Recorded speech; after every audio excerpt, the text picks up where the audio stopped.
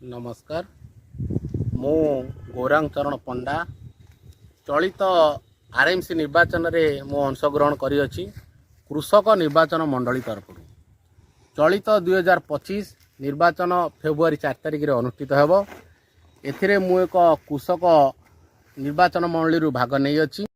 मोर चिन्ह पानी टांकी चिन्ह जहाँ प्रार्थी मानकर सीरियल 3 नंबर मोर अच्छी। मु चलित निर्वाचन में अंशग्रहण करी मुख्यतः कृषक मानकर विकास बहुत सरकार स्कीम करिसेंती आ आरएमसी रो भी बहुत उत्तरदायित्व अच्छी। यह को केमिति सठिक भाव में निर्वाहन करवा यहाँ हूँ मोर लक्ष्य।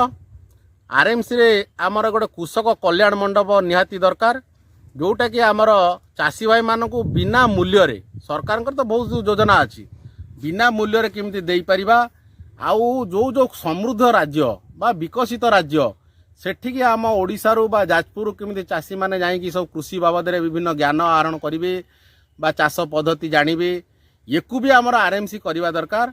आम आरएमसी खाली जदि कोठी जगह किणिबो कोठी डिस्प्यूट रे पसिबो या नुहे। यार मुख्य उद्देश्य होची चाषी मानकर व्यवसायिक उन्नति चाषी मानकर विशेष उन्नति कहीं आम जिले में 8 जन कृषक मेंबर आसुछन्ति किंतु आमर से प्रकार आरएमसी कृषक मानकर विशेष किसी उन्नति कला आम अनुभव करूना।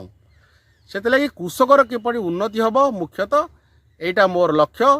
आउ फेब्रुआरी 4 तारिख दिन जो निर्वाचन हम मोर पानी टांकी चिन्ह रे भोट दे मते कृषक भाई माने जययुक्त करांतु यह मोर विनम्र निवेदन।